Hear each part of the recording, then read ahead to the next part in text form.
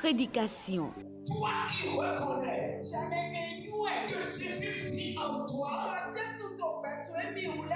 tu dois te sentir alors responsable.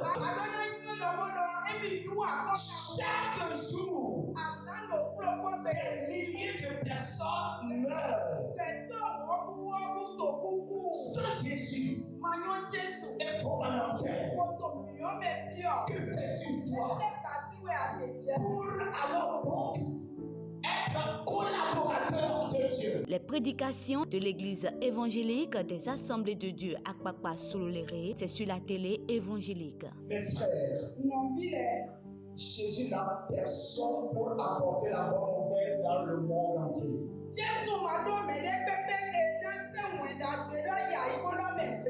C'est toi qui es son royaume. C'est toi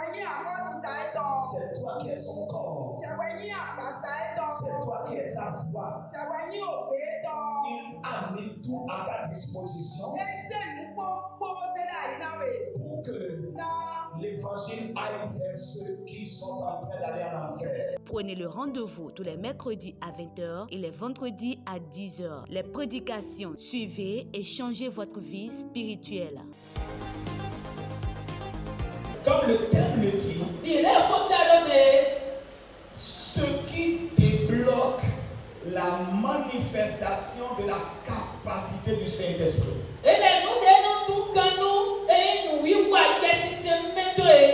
Ce qui débloque la manifestation de la capacité du Saint-Esprit.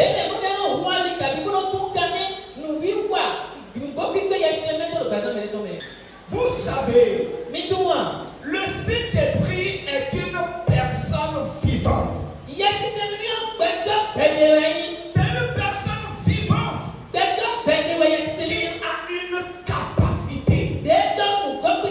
une capacité divine. Il est la seule personne capable de glorifier Jésus effectivement dans notre vie. Alléluia. Amen. Le Saint-Esprit n'est pas venu en nous pour le parler en langue seulement. Non. Dis à ton frère à côté de toi, je refuse de parler en langue seulement.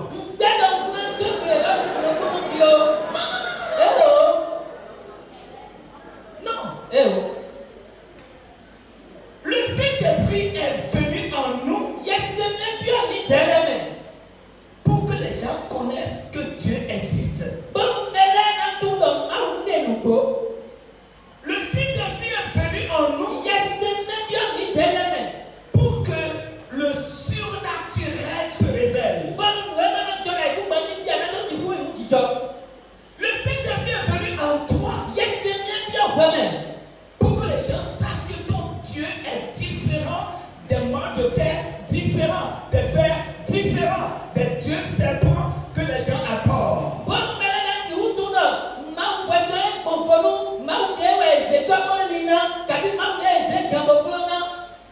Le Saint-Esprit est venu en toi pour que les gens sachent que Dieu est encore vivant. Ce qui ne s'est jamais passé quelque part doit se passer dans ta vie. Ce que les oreilles n'ont jamais entendu, le Saint-Esprit est en toi. Le Saint-Esprit est venu en toi pour que les gens entendent cela. Ce que les yeux n'ont jamais vu, le Saint-Esprit est venu en toi pour que les gens puissent voir. Alléluia. Amen. Et le Saint-Esprit veut le faire.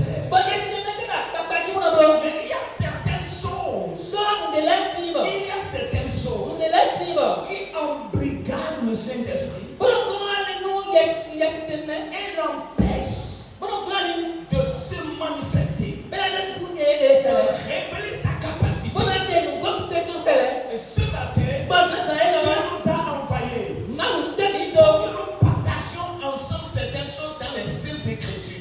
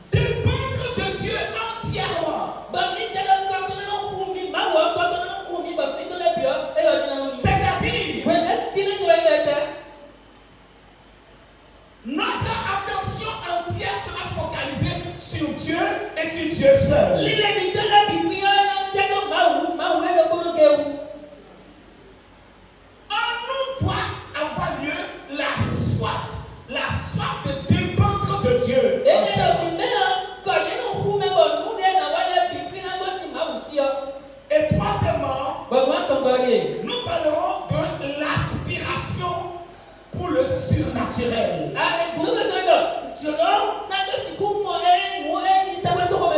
Si tu veux voir le miracle, tu verras le miracle. Si tu veux voir l'extraordinaire, tu verras l'extraordinaire. Dans le plan de Dieu, il attend notre aspiration pour nous satisfaire. Celui qui refuse la pauvreté n'aura jamais la pauvreté. Celui qui veut quitter la disette ne se trouvera jamais dans la disette. Parce que dans le plan de Dieu, il faut avoir l'aspiration. Et Dieu va satisfaire ton aspiration. Alléluia. Amen. Alors, dans ce premier temps, mes frères, quand nous considérons le texte que nous avons lu, c'est le Seigneur Jésus lui-même qui parlait. Il a dit, je suis le cep. Et vous êtes les sarments. Je voudrais que vous imaginiez alors donc cette représentation dans votre esprit. Quand l'arbre est debout, les branches de cet arbre-là qui sont attachées au cep,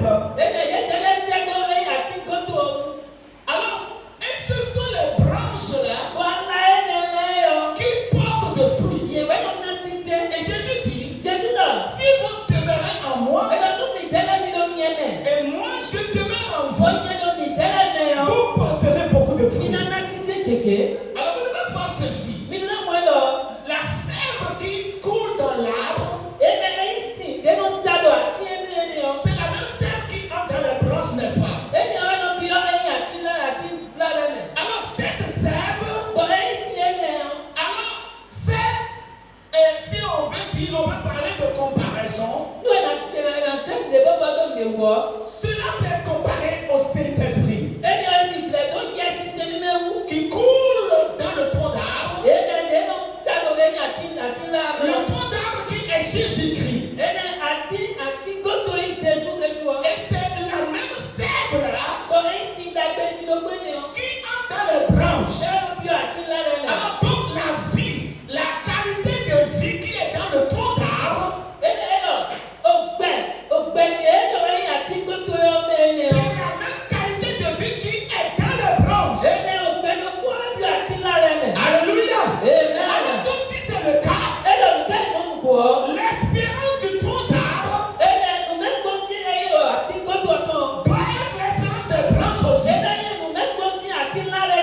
Et c'est pourquoi ce matin, je voudrais te dire ici, le miracle est toujours possible. Alléluia. Le surnaturel est toujours possible. Et Dieu m'a envoyé ce soir pour vous dire, vous devez savoir que vous devez espérer le miracle, le surnaturel tous les jours de votre vie. Refusez d'être naturel. Parce que vous êtes des branches attachées au cep qui est Jésus. Regardez bien. Tout ce qui concerne Jésus, tout est miracle. Tout ce qui concerne Jésus, tout est miracle. Sa conception était un miracle.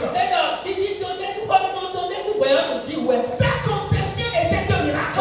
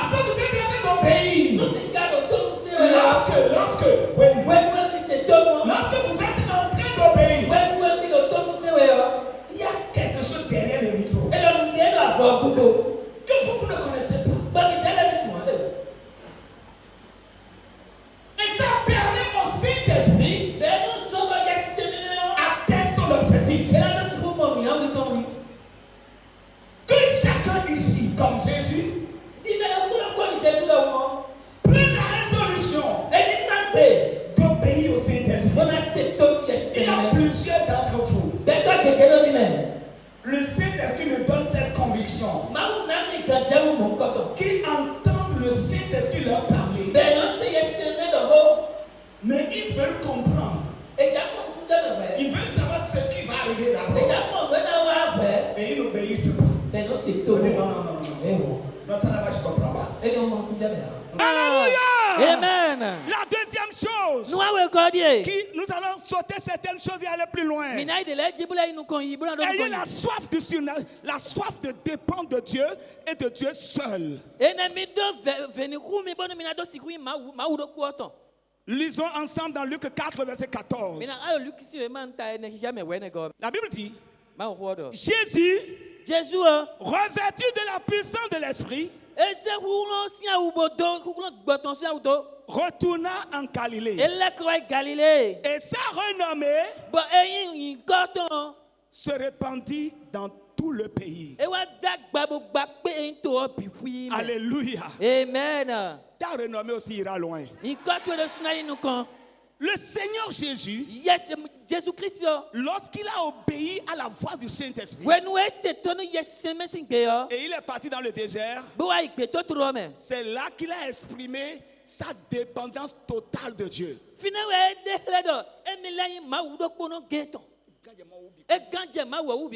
Voilà. Dépendance totale. Je vais vous supplier ce matin de A de votre vie jusqu'à Z de votre vie. Je vous supplie, ne donnez aucune parcelle de dépendance à un homme ni à aucune autre personne. Sous aucun prétexte. Ça peut être diplôme. Ça peut être l'argent. Ça peut être maison. Ça peut être beauté. Que la personne a la capacité de te donner. Mais je vais te dire, tout ce que l'homme peut te donner ne peut pas te satisfaire. Vous ne comprenez pas ce que je dis. Même si c'est l'argent, l'argent ne peut pas te satisfaire. Pourquoi? Écoutez-moi bien. L'argent ne peut pas chasser les démons. Est-ce que l'argent peut chasser les démons? Quand la sorcellerie va se lever contre toi, l'argent peut l'empêcher? L'argent? Non. L'homme a besoin de la paix, n'est-ce pas? Mais l'argent ne peut pas donner la paix. La paix entre toi et ta femme, l'argent ne peut pas donner. Au contraire, c'est l'argent qui a troublé la paix dans beaucoup de foyers. L'argent peut te faire quoi? Le terrain, le matériel peut te faire quoi? Mais je voudrais vous dire ici ce matin, lorsque vous dépendez entièrement de Dieu, qu'est-ce qui se passe? Dieu lui-même monte sur la scène de votre vie. Aïe, aïe, aïe, Amen. Ça veut dire quoi? Ton existence totale, Dieu voit que c'est son entreprise. Et lui-même prend le centre de gravité de ta vie. C'est pourquoi Paul a dit, si je vis, ce n'est plus moi qui vis, c'est Christ qui vit en moi. Pourquoi? Parce qu'il dépendait totalement de Dieu. Ce matin est un carrefour merveilleux pour ta vie. Tu ne seras plus jamais la même personne. Amen. Je dis, tu ne seras plus jamais la même personne. Quelque chose est en train d'être débloqué dans ta vie pour que le cours de ta vie soit un miracle. Alléluia. Amen. La première chose, mes frères, qui révèle que tu dépends de Dieu, c'est le jeûne et la prière. Le jeûne et la prière. Et Jésus le faisait. Deuxième chose, les veillées de prière.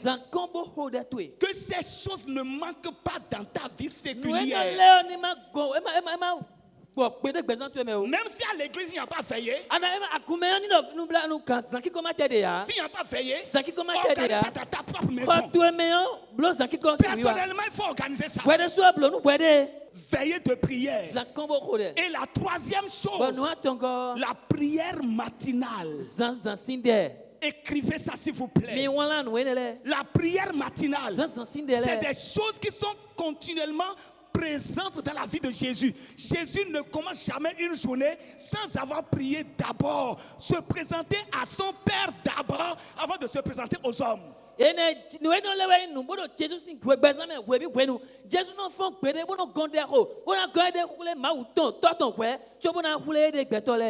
quatrième chose, c'est des prières en équipe.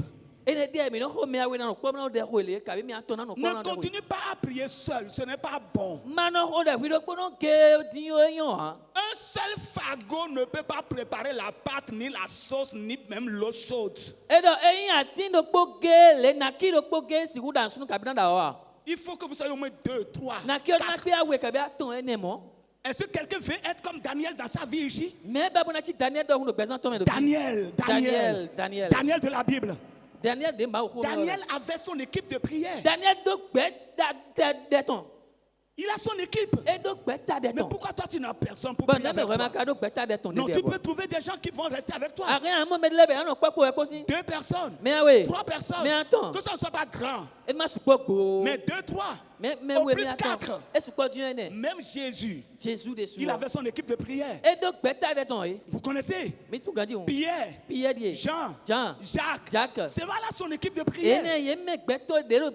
Quand la chose devient plus sérieuse, c'est les 3 là qu'il prend pour aller à des endroits plus spéciaux. Je vous supplie, mes frères, ayez un frère, 2 frères, 3 frères, pour former votre équipe de prière. Jésus a dit, là où 2 ou 3 sont assemblés en mon nom, je suis au milieu d'eux. Et il a dit, dans Matthieu 18, le verset 19, il a dit, si 2 d'entre vous s'accordent pour demander une chose quelconque, cela leur sera accordé par mon Père qui est dans les cieux. Et quand vous regardez ce verset, vous allez voir que Jésus a parlé à l'affirmatif. Il a parlé à l'affirmatif. Il a dit, si 2 d'entre vous s'accordent pour demander une chose quelconque, il a dit, cela leur sera accordé. Aïe, aïe, aïe. Amen. C'est affirmatif. Alléluia. Amen. Mes frères et sœurs, je vous supplie par la compassion de Dieu, cherchez des gens avec qui vous pouvez vous accorder dans la prière. Je vous supplie. Il y a de grandes révélations dedans. Un temps viendra que c'est ça seul qui sera notre sujet de prière, de conversation ici. Si tu n'as pas encore quelqu'un avec qui tu pries, il faut commencer par prier, demander que Dieu t'aide à trouver quelqu'un avec qui vous pouvez prier. Après la prière en équipe, il faut entretenir les bonnes relations avec les bonnes personnes. Aïe, aïe, aïe. Il m'arrive. Les bonnes personnes comme ça, pour ne pas gâter la relation, je suis prêt même à m'agenouiller pour dire pardon. Non, pardon. Laisse, pardonne. Et la vie évolue. Alléluia. Amen. Ne brisez pas les relations des bonnes personnes. Beaucoup l'ont déjà fait par ignorance. Et ils ont gâté le plan de Dieu sur leur vie. Enfin, je vais vous dire, ayez un esprit de libéralité. Votre libéralité partout va vous ouvrir des portes extraordinaires. La Bible dit, les dons font des amis. Les dons font des amis. Pourquoi Tabitha, Dorcas dans la Bible, quand même elle est morte, les gens disent jamais. Mais de telle personne ne peut pas mourir jamais. On ne peut pas prier. Nous avons quelqu'un qui savait prier, va l'amener ici. Alléluia. Amen. Ta libéralité va t'ouvrir des portes extraordinaires. Dorcas est morte. Mais les gens qui ont été bénéficiaires de sa libéralité ont dit jamais ça ne se passera pas. Et Dieu aussi a dit je suis d'accord. Dorcas revient à la vie. Dorcas est revenu à la vie. Et la vie est continuée encore. À cause de ta libéralité, Dieu combattra pour toi. Dieu combattra pour toi. Dieu parlera en ta faveur. Alléluia. Amen. Et je vais te dire, à cause de ta libéralité, ceux qui prient pour toi sont nombreux.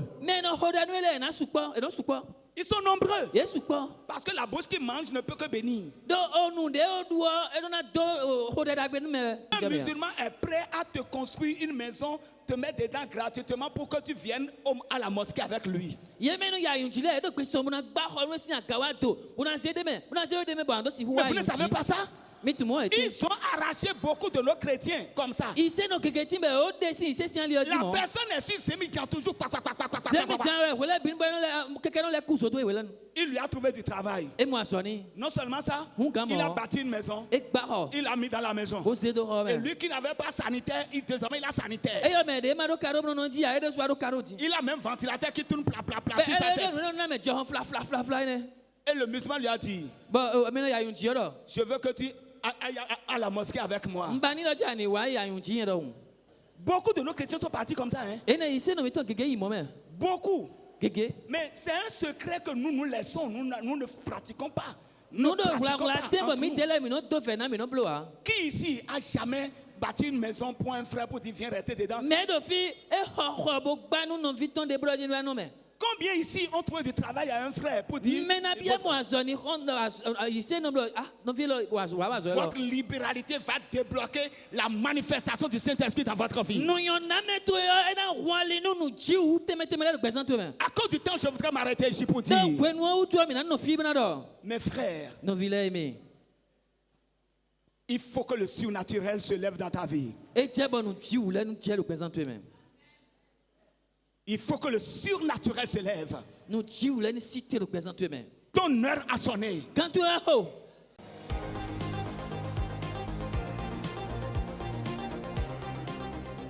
Prédication.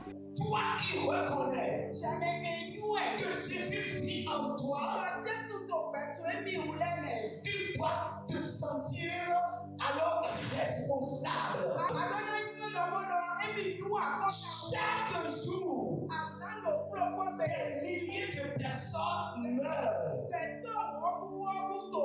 Sans Jésus, il faut en enfer. Que fais-tu toi pour alors donc être collaborateur de Dieu? Les prédications de l'église évangélique des Assemblées de Dieu à Akpakpa Sololéré, c'est sur la télé évangélique. Mes frères, Jésus n'a personne pour apporter la bonne nouvelle dans le monde entier.